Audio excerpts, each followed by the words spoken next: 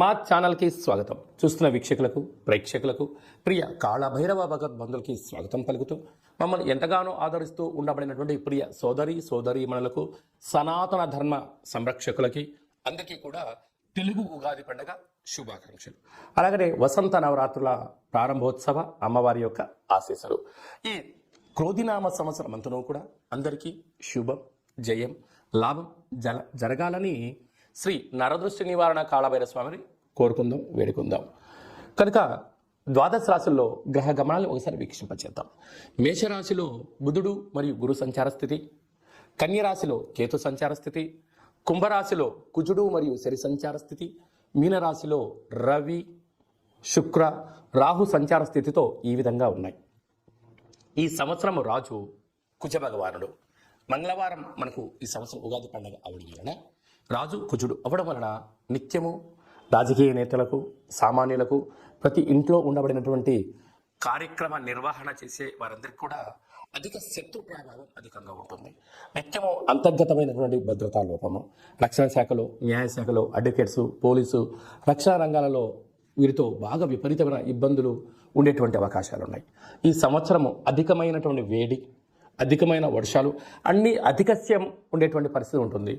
భానుడు విపరీతమైనటువంటి ఉష్ణోగ్రతను వెదజల్లే పరిస్థితి ఉంటుంది. పర్యావరణము పరిరక్షణకు దూరం అయ్యే పరిస్థితి చాలా అధికంగా ఉంటుంది. అదే కాకుండా మంత్రివర్యులు శని భగవానుడు.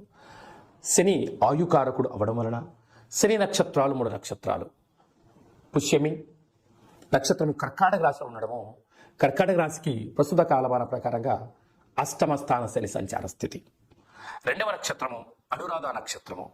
ఈ నక్షత్రము వృశ్చిక రాశిలో ఉండడము అర్ధాస్తమ శని సంచార స్థితి. 3వ నక్షత్రము ఉత్తరాభాద్ర నక్షత్రము మీనరాశిలో ఉంటుంది. మీనరాశికి కూడా ఏళ్లనాటి శని యొక్క ప్రభావము, అంటే శని భగవానుని యొక్క తీవ్రత ఈ సంవత్సరము చాలా అధికంగా ఉంటుంది.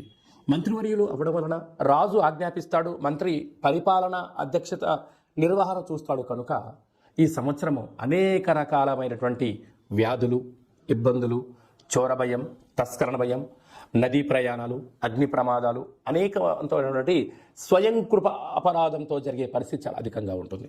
కనుక ఇలాంటి కాల సమయంలో ఈ సంవత్సరం అంతనూ కూడా శని భగవానుని యొక్క ఆశీస్సులు, మంత్రి ఆశీస్సులు మనకు కలగాలి అన్నట్లయితే ప్రధానంగా ఒక వ్యక్తి తన ఎంత బరువు అయితే ఉంటాడో అంత బరువు కలిగినటువంటి ఉప్పును తులాభారంగా చేసుకొని, ఆ ఉప్పును శివలింగ ఆకారంగా ఏర్పాటు చేసుకొని, రుద్రుడి యొక్క నమ్మకాన్ని, శని యొక్క మూలమంత్రాన్ని సంపుటీకరణ చేసుకుంటూ జలంతో ఆ యొక్క శివలింగానికి, అంటే ఉప్పుతో చేసిన శివలింగానికి అభిషేకం చేసుకోవడం వల్ల నీటితోనే ఉప్పు మరణిస్తుంది, నీటితోనే తయారవుతుంది. కనుక సమస్యలు సమసిపోతాయని చెప్పి గమనించాలి. ఈ ఒక్క చిన్న రెమెడీ కార్యక్రమం చేసుకుందాం. శని భగవానికి ఆశీస్సులు పొందుదాం. శ్రీ క్రోధినామ సంవత్సరంలో అందరము ప్రశాంత, సుఖవంతమైన, ఆనందకరమైన, ఆరోగ్యకరమైనటువంటి జీవితాన్ని పొందుదాం. మేషరాశి వారికి ఈ తెలుగు ఉగాది పండుగ ప్రారంభంలో ఎలా ఉండబోతుందో ఈ వీడియోలో సవివరంగా సంపూర్ణంగా తెలుసుకుందాం. మేషరాశిలో ఏ నక్షత్రాలు వస్తాయనగా అశ్విని నక్షత్రంలోని 4 పాదాలు, భరణి నక్షత్రంలోని 4 పాదాలు, కృతికా నక్షత్రంలోని 1 పాదం కలిపితే మేషరాశి. చాలా మందికి పుట్టినటువంటి కాల సమయంలో డేటా బర్త్లు లేనటువంటి కారణం వల్ల మీ పేరు యొక్క మొదటి అక్షరాన్ని అనుసరిస్తూ రాశిని తెలుసుకునే ప్రయత్నం చేద్దాం. చూ, చే, చో, లా, లి, లు, లే, లో, ఆ అక్షరాల వర్ణం మేషరాశి జాతకులే. మేషరాశికి అధిపతి కుజుడు. ఈ సంవత్సరము రాజు కూడా కుజుడే అవ్వడం వలన మేషరాశి వారికి మంచి యోగదాయకమైన రోజులు ఉన్నాయని చెప్పి గమనించాలి. అలాగనే 9వ తారీఖు నుండి 15వ తారీఖు వరకు పుట్టినటువంటి వారందరికీ, మేషరాశి జాతకులందరూ కూడా జన్మదిన శుభాకాంక్షలు. గతంలో వివాహం చేసుకున్న వారికి వివాహ వార్షికోత్సవ శుభాకాంక్షలు. అలాగనే రాశిలోనే బుధుడు, గురువు, 6వ స్థానంలో కేతువు, లాభస్థానంలో కుజుడు, శని, వ్యయంలో రవి, శుక్ర, రాహు సంచార స్థితి ఉండడం వలన, వ్యయంలో రాహు ఉండడం వలన రాహు సంపూర్ణమైన నరదృష్టికారకుడు, వాస్తుకారకుడు, చక్షుకారకుడు, అపోహను కలిగించే మాయాకారకుడు అవ్వడం వలన మేషరాశి వారు ఈ సంవత్సరం అద్భుతమైన విజయాన్ని సాధించాలి.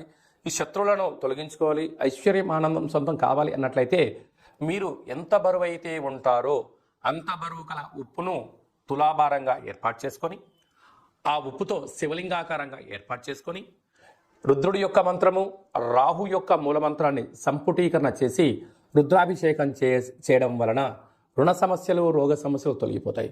అలాగనే సాఫ్ట్వేర్ ఉద్యోగస్తులు, హార్డ్వేర్ ఉద్యోగస్తులు, వ్యవసాయ సోదరీమణులు, గృహ భవన నిర్మాణ కార్యక్రమం చేసేటువంటి అందరికీ కూడా ఈ చిన్న రెమెడీని ఆచరింపజేయండి. అద్భుతమైన విజయానికి మీరు కేంద్ర బిందువు అవ్వండి.